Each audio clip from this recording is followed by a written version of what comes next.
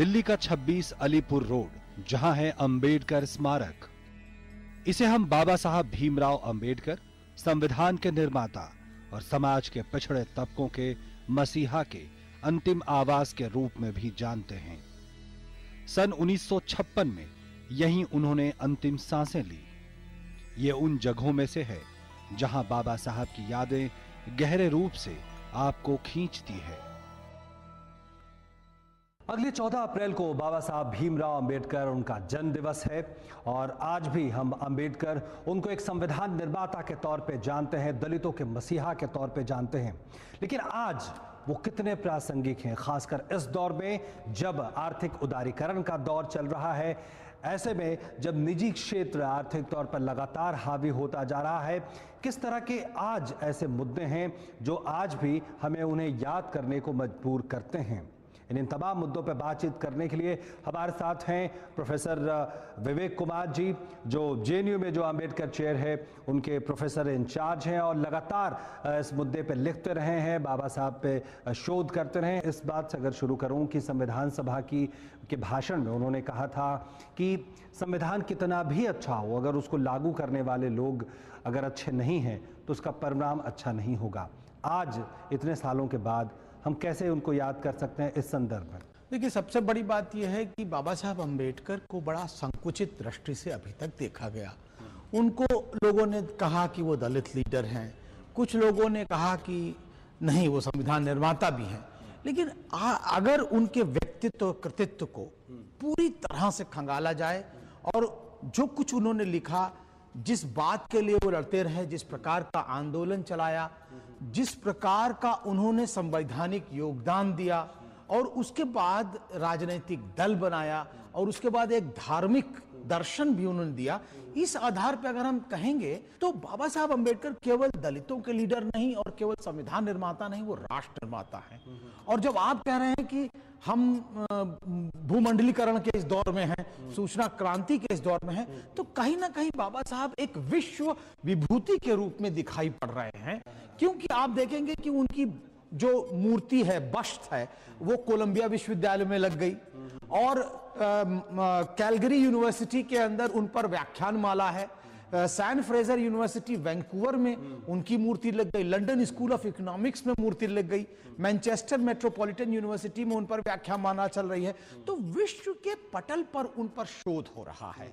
तो इसलिए आज वो एक तरह से विश्व विभूति के रूप में जाने जा रहे हैं हर तरफ। और इसलिए मुझे लगता है कि उनकी प्रासंगिकता राष्ट्र निर्माण और विश्व को एक शांति का संदेश देना, जो कि बौद्ध धर्म से आता है, वो ज्यादा बढ़ गई है। जी, एक बात और भी देखिए कि जो आज चर्चा होती है, खासकर जब दलितों के संदर्भ में चर्चा होती है तो बात तुरंत से आरक्षण की आती है और एक बात ये भी लगती है कि आरक्षण को लागू हुए इतने साल हो गए।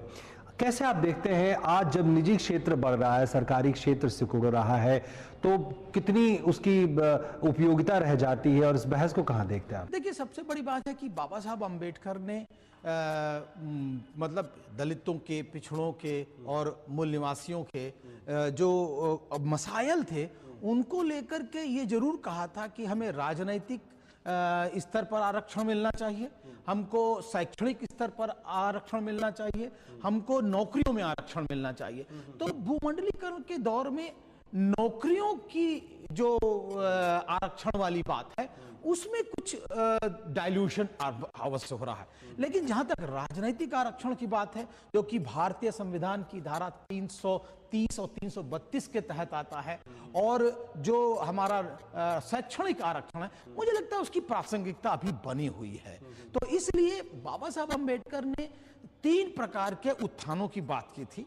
आरक्षण एक है, लेकिन संवैधानिक रूप में, जैसा कि आपने शुरुआत में भी कहा कि अगर संविधान को ठीक से लागू नहीं किया जाएगा तो संविधान कितना भी अच्छा हो उसको हम ठीक से लागू नहीं कर सकते हैं। तो मुझे लगता है जो संविधान के अंदर प्रदत्त अधिकार हैं उनको अभी वास्तविकता में धरातल पर लेटर और स्पिरिट में लगाना बाकी है। जब तक वो नहीं होगा तब तक मुझे नहीं लगता है दलित समाज का और भारतीय समाज के संदर्भ में जो कि नारियों के अधिकारों की बात हिंदू कोड बिल में की बाबा साहब ने, उसका भी अपना अलग प्रासंग है। लेकिन अब महिला विमर्श को लेकर भी एक नया रुख आया है पूरे, हम देख रहे हैं भारत में जब महिला सुरक्षा की बात हो जाती है, ऐसे में आपको लगता है कि जो महिला और विमर्श का मुद्दा है, खासकर दलित महिला विमर्श का मुद्दा है, उसमें आपको लगता है क्या नई बात है? सबसे बड़ी बात है कि भारतीय मानस के चिंतन में, सोच में महिला का एक आत्मनिर्भर स्वरूप और उसके आत्मनिर्भर अधिकार, ये पहली बार हिंदू कोड बिल में बाबा साहब उठाते हैं। जिस समय विवाह को ये कहा जाता था कि नहीं, ये तो जो है धार्मिक अनुष्ठान केवल है, बाबा साहब ने कहा कि नहीं, ये एक कॉन्ट्रैक्ट है। और बाद में हिंदू कोड बिल, हिंदू जो मैरिज एक्ट आया 1955, और उसके बाद आपने देखा डाइवोर्स एक्ट आया, उसके बाद एंटी डावरी एक्ट आया, उसके बाद प्रॉपर्टी एक्ट आया। जितने एक्ट आए, इन सब का जो तस्वुर था, इन सब की जो कल्पना थी, वो बाबा साहब अम्बेडकर ने कर दी थी। तो इसलिए हम लोगों को बड़ा शांति मिलती है कि जो बाबा साहब ने सोचा था शनह शनह, वो भारतीय संविधान के निर्माता, भारतीय राष्ट्रनीति के निर्माता, जो राजनीति के निर्माता, वो सब उसको स्वीकार करते चले गए, और इसलिए उनकी प्रासंगिकता बनी हुई है। बिल्कुल सर, बाबा साहब सोशल डेमोक्रेसी की बात करते थे, और वो पॉलिटिकल डेमोक्रेसी तो हमने इतने सालों तक हम लगातार उसमें हैं। सोशल डेमोक्रेसी का सपना कितना सच हो पाया है? और दरअसल में आज जब हम बार बार भूमंडलीकरण की बात करते हैं, जब पूंजी और कैपिटल की प्रधानता है, तो ऐसे में कहां आप देखते हैं इसे? देखिए, सबसे बड़ी बात यही है कि बाबा साहब अम्बेडकर ने 26 नवंबर 1949 को जब अपना संविधान सौंपा, तो उन्होंने कहा कि हम 26 जनवरी 1950 को बहुत ही एक विरोधाभासी स्थिति में रहेंगे कि हमारे यहाँ राजनीति में तो प्रजातंत्र होगा, जनतंत्र होगा, और हम लोग डेमोक्रेसी रखेंगे, लेकिन आर्थिक तौर पर और सामाजिक तौर पर हमें अभी अपनी जो प्रजातंत्र है उसको स्थापित करना है। और वास्तविकता में बाबा साहब सही थे, बहुत गुर्बत थी। लेकिन आज भी अगर हम देखें कि 24% लोग जो है वो गरीबी रेखा के, भारतीय अगर आंकड़े देख लें, और अगर अर्जुन सेन गुप्ता की रिपोर्ट देखें तो वो कहते हैं 70% लोग 20 रुपए पर जीते हैं प्रतिदिन पर। तो अभी हमको लगता है कि आर्थिक तौर पर ये जो प्रजातंत्र है उसको लाना बाकी है, और विशेषकर भूमंडलीकरण के दौर में तो वो सपना कहीं ना कहीं अभी बचा हुआ है बाबा साहब अम्बेडकर का। लेकिन तीसरी तरफ अगर हम सामाजिक समता और भ्रातृत्व, जिसको हम फ्रेटर्निटी कहते हैं, उसमें भी अभी हमको बहुत कुछ प्राप्त करना बाकी है।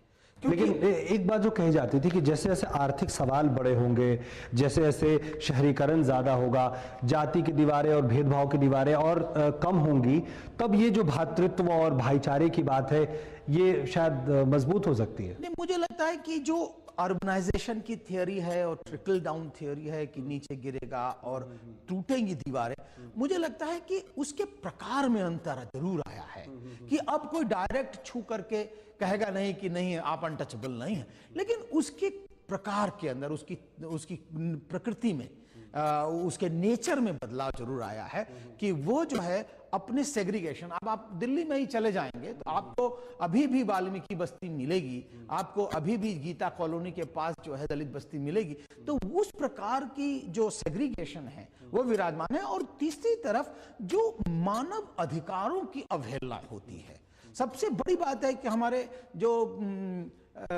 SC/ST कमीशन के चेयरमैन भी जाते हैं तो उनको भी कहीं ना कहीं वो दर्द झेलना पड़ता है। बिहार के मुख्यमंत्री जीतन राम मांझी से जुड़े हुए कई सवाल हैं। और 2 कप सिस्टम, अगर मीनाक्षीपुरम वगैरह में चले जाएं, साउथ में चले जाएं, तो 2 कप सिस्टम आज भी विराजमान है। और इसीलिए United Nations human right commission के तहत दलितों ने जाकर अपनी आवाज उठाई। तो शायद ये जो अंतर्राष्ट्रीय स्तर पर एक मुहिम है मानव अधिकारों की, उसके तहत एक बदलाव आया है। अब दलित समाज जातिगत जो वो हैं सवाल, उनको केवल जातीय स्तर पर नहीं, मानव अधिकारों का सवाल बना करके उठा रहा है कि नहीं, ये मानव अधिकार हैं। और मानव अधिकार, क्योंकि भारतीय जो सरकार है वो ह्यूमन राइट चार्टर है, उसकी सिग्नेटरी है। तो हम एक संवैधानिक आधार पर कार्य कर रहे हैं और इसी के आधार पर भारतीय मानव अधिकार की और जितने राज्य हैं उनमें मानव अधिकारों के संस्थाओं की बाकायदा स्थापना हुई। एक जब दलितों की बात करते हैं या पिछड़ों की अगर हम पूरी बात कर ले, दलित राजनीति और पिछड़ों की राजनीति की भी चर्चा करनी पड़ेगी। आपको लगता है अब हम कहां पहुंचे हैं? नहीं, देखिए, इसको दो लेवल पर समझना होगा।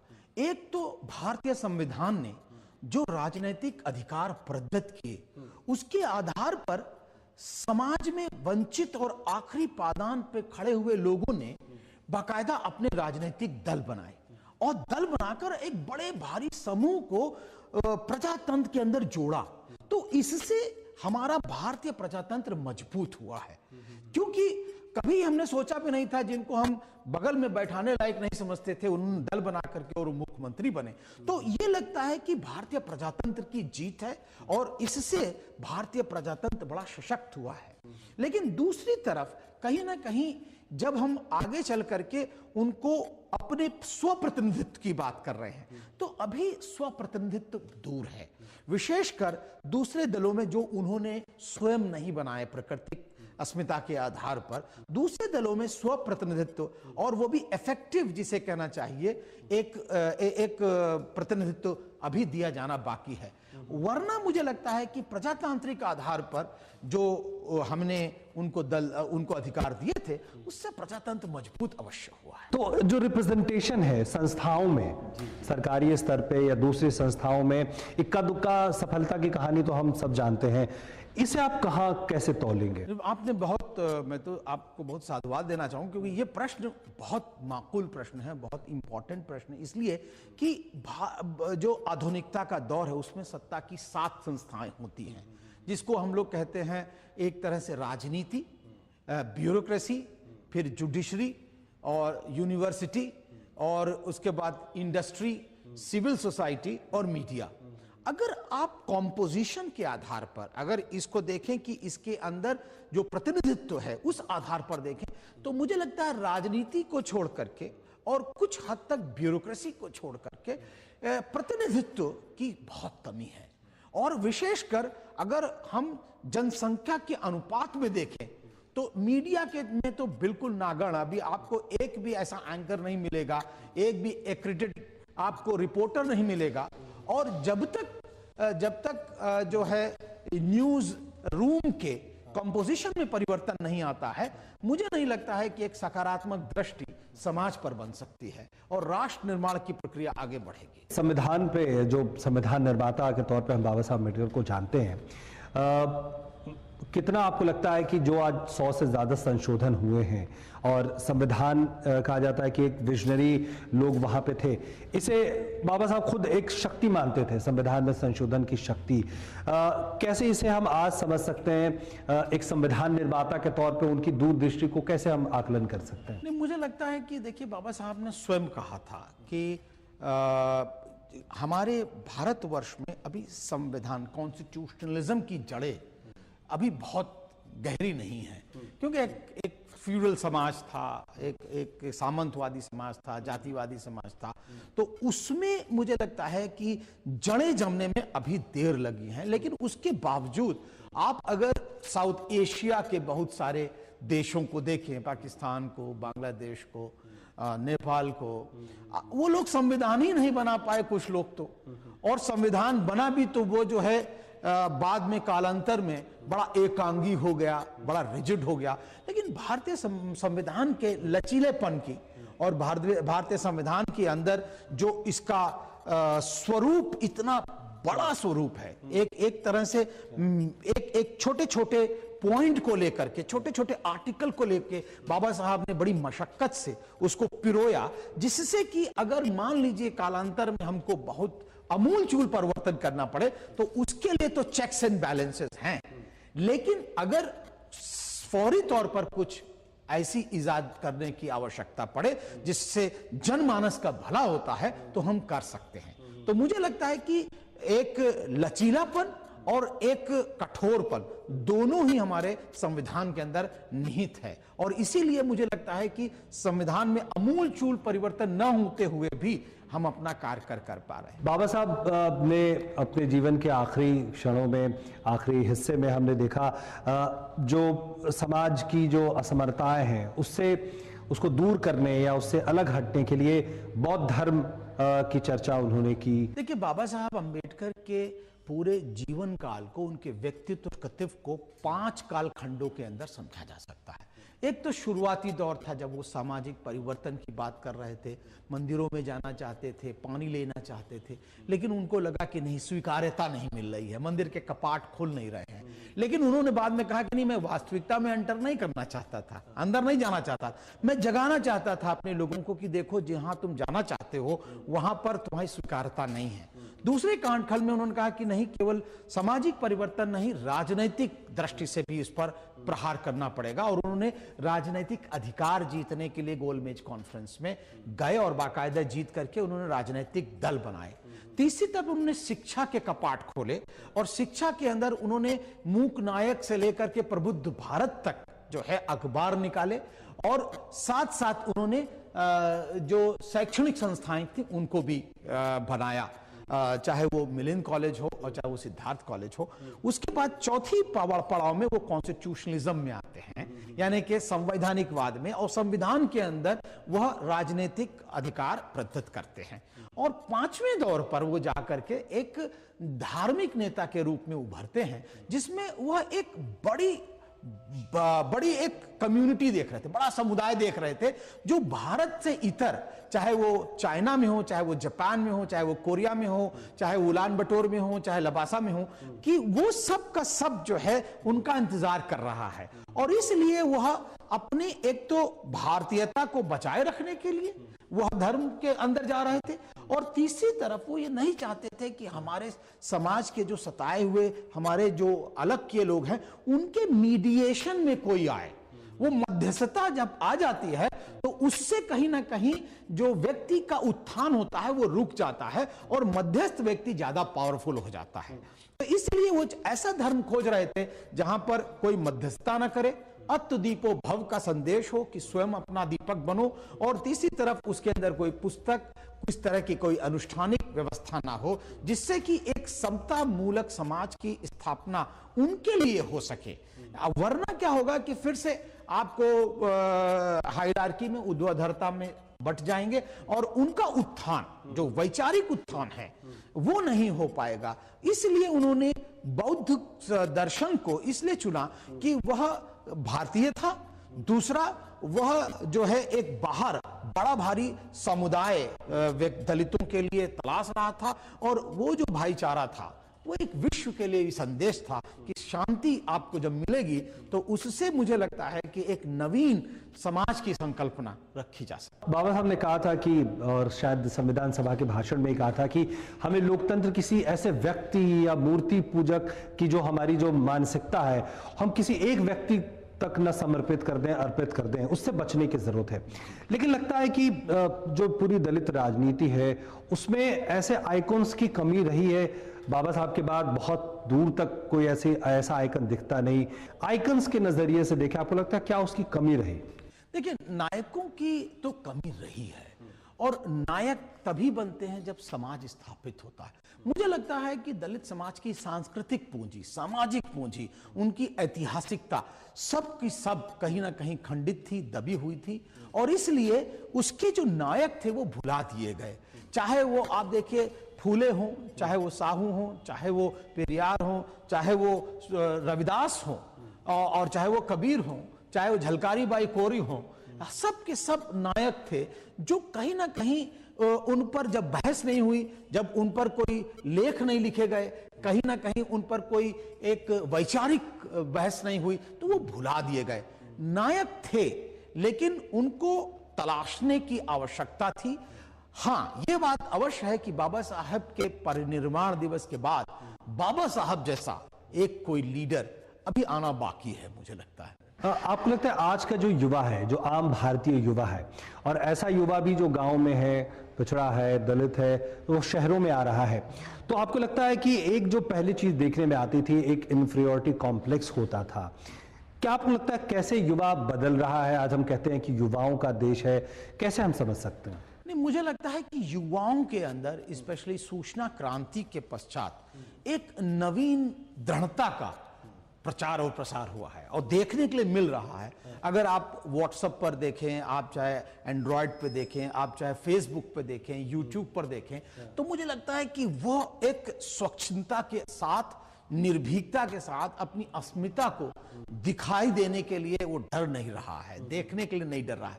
हाँ, ये बात जरूर है कि उसको ये नहीं लगता है, अभी ये एहसास नहीं हो रहा है कि ये आंदोलन भी राष्ट्र निर्माण का ही आंदोलन है, ये उसके अधिकारों का आंदोलन है, ये जातिवादी आंदोलन नहीं है, ये अलगाव का आंदोलन नहीं है जैसा कि लोग प्रचारित करते हैं। तो मुझे लगता है कि अगर ये उसके अंदर कॉन्फिडेंस बैठ जाए कि हमारा आंदोलन भी, बाबा साहेब ने राष्ट्र निर्माण में योगदान दिया, जो हमारा प्रजातंत्र था उसको मजबूती देने में, प्रदान में करने में जो आंदोलन किया, वो ये उस प्रकार का आंदोलन है, ये विलगाव का आंदोलन नहीं है। मुझे लगता है कि इसकी शिक्षा और इसका कैडर दिया जाना चाहिए।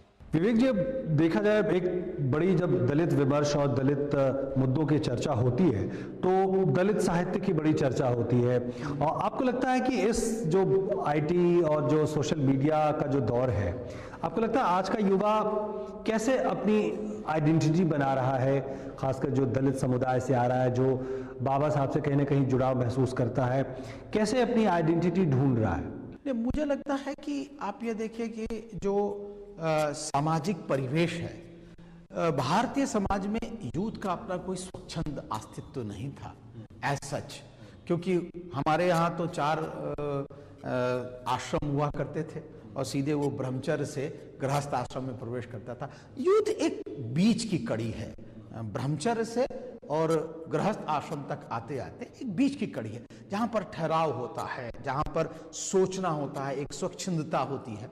तो मुझे लगता है कि आज के इस परिवेश में उसने अपने आप को तलाशना शुरू किया, और स्पेशली बाबा साहब अम्बेडकर ने जब संबोधित करना शुरू किया यूथ को, तो उन्होंने कहा कि देखिए, इतिहास आपके पक्ष में है, आपको निर्भीकता से अपने जो कार्य हैं, स्पेशली पढ़ने लिखने वाला कार्य, शिक्षित हो, संगठित हो, संघर्ष करो वाला कार्य, और उसके बाद अपने समुदाय के प्रति उत्तरदायित्व रखने का जो उन्होंने बल दिया। तो मुझे लगता है पे बैक टू सोसाइटी, उसके तहत यूथ के एक एजेंडे की रचना हुई। और दूसरी तरफ हमारे यूथ ने शिक्षित होने के पश्चात कहीं ना कहीं अपनी जो भावनाएं थी उनको उन्होंने लिखित रूप में दर्ज करना शुरू किया।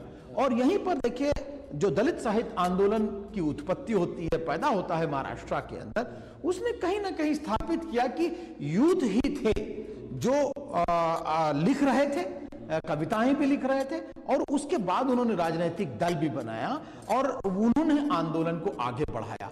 तो मुझे लगता है कि जो 72 का आंदोलन था, जिसमें वामसेफ को भी हम रखें, वो वही यूथ थे जो कि पे बैक टू सोसाइटी को देने के लिए आगे आ रहे थे।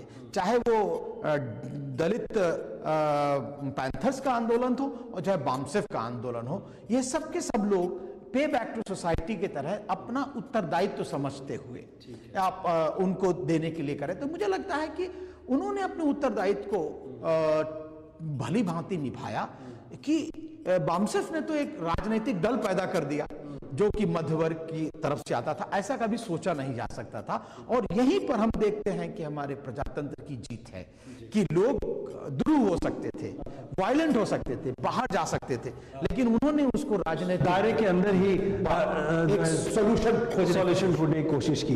लेकिन आपको लगता है आज का जो पिछड़ा युवक, दलित समुदाय से आता हुआ युवक है, उस पर क्या एक दबाव है कि वो जो अपने इस तरह के आग्रह है कि जो जाति के आग्रह है कि आप उससे आइडेंटिफाई करते हैं अपने आप को और एक अलग स्पेस की मांग करते हैं, उसको वो छोड़ दे, भले ही अभी सामाजिक स्तर पे कई बदलाव होने बाकी है? नहीं, देखिए, हमें ये लगता है कि कई प्रकार के यूथ सामने आ रहे हैं। एक तो ग्रामीण यूथ है जिसको अभी एजेंडा मिलना बाकी है और वह अभी सूचना क्रांति से भी दूर है। कुछ फर्स्ट जनरेशन लर्नर जो अर्बन सेंटर में आ गए हैं, शहरी इलाकों में आ गए हैं, तो उनका अपना संघर्ष अलग तरह से दिखाई दे रहा है। और कुछ यूथ विश्वविद्यालय विधा के अंदर है जो कि पद्धति शास्त्र में, ज्ञान मीमांसा के अंदर अपनी बात को रख रहे हैं। तो अगर इन लोगों का देखें तो एजेंडा भिन्न भिन्न है। कुछ लोगों को अभी रोटी चाहिए, कुछ रोजी चाहिए, कुछ लोगों को नौकरियां चाहिए और कुछ लोगों को फॉरेन फेलोशिप चाहिए। तो ये एजेंडे का एक बदलाव हो गया है और मल्टीनेशनल कॉरपोरेशन के अंदर अपनी पहल को, मीडिया में पहल को, वो हर एक क्षेत्र में स्वच्छंदता से अपना प्रतिनिधित्व चाह रहा है। तो ये एक विरोधाभासी स्थिति भी हो सकती है, लेकिन मुझे लगता है कि ये समय का बढ़ाव भी है और ये उत्थान भी है, आगे चलने का निशानी है कि हाँ, ये यूथ चलायमान है, ये स्थिर नहीं है। कैसे आने वाले वक्त को देखते हैं? आने वाला वक्त ऐसा वक्त जहां पे तकनीक का बहुत ज्यादा जोर है और एक तर्क दिया जाता है कि वही टिक पाएगा जिस पे काबिलियत है, या हम इस तरह से देखें कि आज जब इकोनॉमिक इंक्लूजन की बात होती है, इन तमाम मुद्दों के बीच में कैसे हम उनकी प्रासंगिकता को याद कर सकते हैं? बाबा साहब की प्रासंगिकता अब और भी बढ़ रही है, क्योंकि अभी तक उनके व्यक्तित्व और कृतित्व पर विकास नहीं डाला गया। अब उनकी किताबें आ गई हैं, लिखित रूप में आ गया है और वो जो ज्ञान है अब लोगों तक पहुंच रहा है। दूसरी तरफ लोग भी पढ़ लिख रहे हैं जो उनके ऊपर चिंतन मनन कालखंड की मतलब रियलिटी के आधार पर, अपनी कल्पशीलता के आधार पर कर रहे हैं। और यही नहीं, विश्वविद्यालय विधा में भी अब वो परिवेश पा गए हैं। करिकुलम में जिसे हम लोग वस्तु निष्ठ आकलन की बात कर रहे हैं, तो उसमें भी उनको जगह मिल गई है, विश्वविद्यालय में भी पढ़ाए जा रहे। अंतर्राष्ट्रीय विश्वविद्यालयों में और अंतर्राष्ट्रीय जो वर्ल्ड सोशल फोरम है, एशियन सोशल फोरम है, इस पर भी बहस हो रही है। तो मुझे लगता है कि अब बाबा साहब लोकल से निकल करके ग्लोबल हो गए हैं और उस ग्लोबलिटी में, उस सार्वभौमिकता के अंदर मुझे लगता है उनको समझा जा रहा है। और इसलिए अब हम केवल बाबा साहब अंबेडकर को दलित लीडर नहीं, संविधान निर्माता नहीं, राष्ट्र निर्माता के रूप में देख रहे हैं और विश्व विभूति के रूप में, जिन्होंने शांति का संदेश दिया, बुद्ध की वंदना के रूप में, ये भी हम देख रहे हैं। तो मुझे लगता है कि अब उनकी प्रासंगिकता और बढ़ेगी। आने वाले समय में उन पर और शोध होंगे और उनको समग्रता के रूप में हम आकलन उनका कर पाएंगे। बहुत बहुत धन्यवाद विवेक जी हमारे साथ इस अंबेडकर मेमोरियल में आने के लिए, वो जगह जहां पे बाबा साहब के अंतिम दिन गुजरे थे। बहुत बहुत धन्यवाद। बहुत बहुत धन्यवाद। तो हमारे इस खास कार्यक्रम में इतना ही। हम बात कर रहे थे विवेक कुमार जी से, जी न्यूज़ से जुड़े हुए हैं। नमस्कार।